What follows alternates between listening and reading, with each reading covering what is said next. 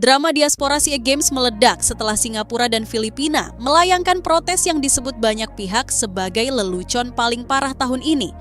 Dan yang bikin geger, Thailand dan Vietnam langsung turun tangan membela Indonesia. Dalam video ini kita kupas habis, kenapa protes pembatasan pemain diaspora dianggap konyol dan penuh ketakutan, alasan Thailand dan Vietnam menyebut protes itu mental block federasi yang gak mau maju.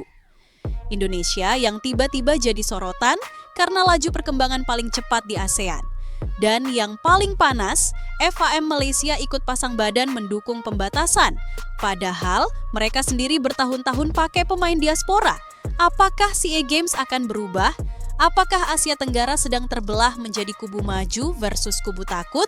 Atau ini hanya bukti bahwa Indonesia sudah mulai jadi raksasa baru ASEAN? Tonton sampai habis karena konflik ini belum selesai. Tulis pendapat kamu di kolom komentar. Apakah Malaysia takut? Atau mereka punya alasan lain? Jangan lama-lama, yuk kita bahas. Semua drama dimulai dari 2 lembar surat yang masuk ke meja SIGFC. Surat itu dikirim oleh Singapura dan Filipina, isinya sebuah permintaan yang dibalut dalam bahasa diplomatis, tapi nadanya lebih mirip keluhan teman yang kalah main Mobile Legends, lalu menyalahkan hero lawan. Tolong batasi pemain diaspora, karena tim dengan banyak diaspora terlalu kuat. Kalimat itu manis bagi mereka yang jarang menang, tapi pahit bagi mereka yang sedang berusaha naik level. Anehnya, protes Singapura dan Filipina ini justru memantik reaksi keras dari 2 raksasa kawasan, Thailand dan Vietnam. Mereka berdiri dan berkata, ini bukan masalah keadilan, ini masalah mental. Dan mereka benar. Thailand adalah negara pertama yang meledak. Mereka seperti guru olahraga yang kehilangan kesabaran melihat murid-muridnya mengeluh karena lapangan becek. Federasi sepak bola Thailand tidak berputar-putar. Sepak bola modern sudah berubah dunia, sudah global. Bakat sudah menyebar kemana-mana. Anak-anak Asia Tenggara tumbuh di Belanda, Jerman, Inggris, Norwegia, Amerika, Australia, dan bahkan Islandia. Lalu, kenapa ada federasi yang ingin mereka tidak dipanggil? Dan puncaknya adalah komentar Mad Icon Thailand yang membuat seluruh ASEAN seperti tersiram es. Kalau tidak mau naik level, ya tidak usah ikut SEA Games. Boom tamparan telak. Bukan hanya telak, tapi komplit dengan putaran, follow through, dan efek suara prak. Di pipi para federasi yang sibuk mencari alasan dan Malaysia, alih-alih menunduk malu, mereka justru maju ke depan seperti juru bicara dari kubu yang sedang kehabisan argumen. Vietnam tidak seramai Thailand dalam kata, tapi jauh lebih menusuk. Mereka mengingatkan seluruh ASEAN, era sepak bola tradisional sudah mati. Dunia tidak lagi linear. Pemain diaspora bukan cheat code, melainkan realitas Vietnam bahkan menyindir. Federasi yang takut diaspora adalah federasi yang belum siap bersaing. Ini bukan sekadar komentar. Ini diagnosa medis Vietnam seolah berkata, kalian bukan butuh regulasi baru, kalian butuh percaya diri. Dan kalimat itu tepat mendarat di mana? Ya, Malaysia. Masalah diaspora ini tidak bisa dibahas tanpa menyebut Indonesia, sang anak bungsu ASEAN yang tiba-tiba tumbuh jadi raksasa. Nama-nama seperti Ivar Jenner, Rafael Struijk, Justin Hubner, Marcelino Ferdinand Mauro Zylstra menjadi topik pembicaraan di kanal media asing. Para analis ASEAN mengakui Indonesia melompat terlalu jauh dalam terlalu waktu singkat. Ini bukan pujian kosong. Ini ironi pedih bagi mereka yang lambat beradaptasi.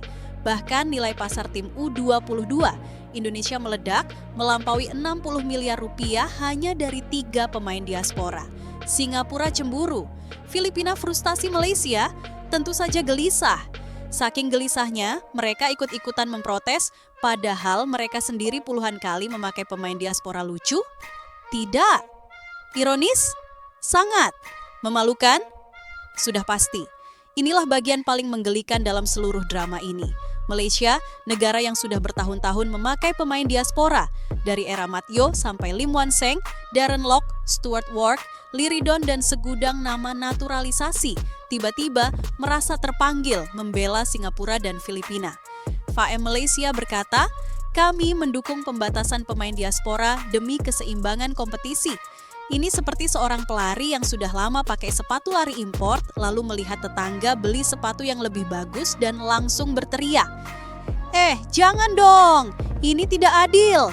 Kita paham kenapa Malaysia bersuara seperti itu, karena mereka sadar jika SEA Games dibiarkan seperti sekarang, tanpa batas diaspora, maka Indonesia melesat, Thailand stabil, Vietnam konsisten, dan mereka tertinggal makin jauh. Malaysia tidak ingin terlihat lemah, jadi mereka memakai kalimat diplomatis. Tapi semua orang tahu, itu bukan soal keadilan. Itu soal ketakutan kehilangan status karena posisi Malaysia di ASEAN sudah rapuh. Ranking menurun, prestasi acak, pemain berkembang tidak signifikan, liga penuh drama, dan kini pemain keturunan pun tidak cukup untuk menyelamatkan marwah. Maka FAM memilih langkah paling aman. Rem tangan ditarik, bukan untuk bangsa sendiri, tapi untuk seluruh ASEAN. Beberapa media asing tidak tinggal diam. Mereka menyindir, Malaysia seakan lupa bahwa setengah tim nasional mereka berasal dari luar negeri. Sindiran itu keras tapi akurat, dan Malaysia tidak bisa menyangkalnya. Tanggal, data, dan sejarah mencatat jelas. Mereka sudah lama memakai diaspora. Tidak pernah diprotes, tidak pernah dipersoalkan. Tidak ada negara menuntut pembatasan gara-gara Malaysia. Tapi begitu Indonesia, Thailand, dan Vietnam mulai mengoptimalkan diaspora, tiba-tiba muncul narasi tidak adil. Aduh, kalau ini bukan kecemburuan, lalu apa? Pada akhirnya, polemik diaspora ini membelah ASEAN menjadi dua. Kubu maju, pro perkembangan, pro diaspora. Indonesia, Thailand, Vietnam. Mereka adalah negara-negara yang ingin melaju secepat mungkin. Mereka siap menghadapi Jepang, Korea, bahkan Timur Tengah. Mereka sadar bahwa untuk naik level, mereka tidak boleh takut perubahan. Kubu ketakutan, pro pembatasan, pro alasan, Singapura, Filipina, Malaysia. Mereka adalah federasi yang lebih suka menurunkan standar agar semua terlihat seimbang daripada menaikkan kemampuan agar ikut bersaing. Seperti kelas sekolah, ada murid yang belajar mati-matian. Ada murid yang menyerah lalu minta ujiannya dipermudah, dan ada satu murid yang nilai ujiannya sebenarnya bagus, tapi tiba-tiba ikut kelompok pemalas karena takut ketahuan tidak bisa mengikuti kurikulum baru. Yang terakhir, itu Malaysia. Kini SEA Games berada di persimpangan. Apakah tetap memakai regulasi U23+3 pemain senior? Apakah pembatasan diaspora akan diterapkan? Atau apakah kompetisi dibiarkan bebas agar setiap negara bisa menurunkan skuad terbaik? Jika SEA Games ingin naik level, jawaban sebenarnya mudah. Bebaskan. Biarkan yang terbaik bertarung. Karena sepak bola modern tidak mengajarkan pembatasan sepak bola, mengajarkan kompetisi. Siapa yang siap, dia menang. Siapa yang takut, dia tertinggal. Dan mari kita berkata jujur tanpa tedeng aling-aling. Malaysia tidak sedang berjuang untuk keadilan Malaysia, sedang berjuang untuk menyembunyikan aura ketidakmampuan mereka. Sangat sulit menerima kenyataan bahwa Indonesia, yang dulu sering mereka sebut adik kecil yang masih belajar, kini melonjak jauh menjadi kekuatan nyata Asia Tenggara. Sangat menyakitkan melihat Thailand dan Vietnam semakin stabil, sementara mereka tidak tahu harus mulai dari mana. Maka, daripada memperbaiki pembinaan, daripada memperkuat liga, daripada mencari pemain diaspora berkualitas, mereka memilih langkah tercepat, membatasi pemain negara lain. Ini bukan solusi. Ini kepanikan. Pada akhirnya, satu kalimat merangkum segalanya. Sepak bola tidak pernah menunggu mereka yang gentar pada kemajuan. Indonesia sudah melesat, Thailand sudah stabil. Vietnam sudah mantap, Singapura dan Filipina masih mencari alasan. Malaysia masih sibuk mencari pintu darurat sambil berpura-pura berbicara soal keadilan. Tapi dunia tidak peduli. Kompetisi tidak peduli. Sejarah tidak peduli. Siapa yang siap bertarung akan naik level. Siapa yang hanya mencari alasan akan tertinggal. Dan suara mereka pada akhirnya tak lagi didengar. Jika polemik diaspora ini ibarat trek lari, maka Indonesia sudah berada di tikungan terakhir, Thailand tepat di belakang. Vietnam menjaga ritme, sementara Singapura dan Filipina masih sibuk mengikat tali sepatu. Dan Malaysia Ah, Malaysia, bukannya berlari, mereka malah mengangkat tangan dan berteriak, "Wasit, tunggu dulu, yang lain larinya terlalu cepat." Padahal semua pelari memakai sepatu yang sama, aturan yang sama, start bareng, training bebas, siapapun boleh undang pelatih bagus, rekrut pemain berbakat, bangun akademi, atau panggil diaspora. Tapi Malaysia memilih cara paling malas, minta lawan agar melambat. Ini mentalitas yang berbahaya, mentalitas yang bikin negara tak maju-maju, mentalitas federasi yang terlalu sibuk menjaga gengsi, padahal performanya sendiri makin turun. Dan yang bikin semakin sarkastik adalah ketika mereka bicara soal keadilan, justru merekalah negara yang bertahun-tahun menikmati keuntungan dari pemain diaspora tanpa ada seorang pun yang protes. Seperti orang yang sudah makan kenyang duluan, kemudian melarang orang lain mengambil jatah dengan alasan semua harus kebagian. Kita tepuk tangan dulu boleh, karena jarang ada federasi yang bisa jadi antagonis dalam drama yang mereka ciptakan sendiri. Mari kita jujur, penyebab utama drama diaspora ini bukan Thailand, bukan Vietnam, Indonesia. Ya, Indonesia, negara yang dulu dianggap anak bawang, kini menjadi pusat panasnya meja rapat ASEAN. Semua dimulai ketika tim muda Indonesia tiba-tiba tampil seperti tim Eropa mini. Struktur, ritme, fisik, determinasi, pressing, build up, semuanya naik 2 tingkat dalam 1 tahun. Media luar bingung. Apa yang terjadi di Indonesia? Kenapa mereka melompat secepat ini? Jawabannya, kerja keras plus diaspora plus keberanian. Dan 3 hal ini adalah kombinasi yang mematikan bagi negara yang lamban beradaptasi. Singapura resah karena pemain diaspora mereka tidak cukup kompetitif. Filipina kesal karena pemain diaspora mereka tidak ingin turun ke SEA Games Malaysia. Ya, mereka sudah lama gelisah melihat skuad muda Indonesia tampil seperti tim profesional Eropa.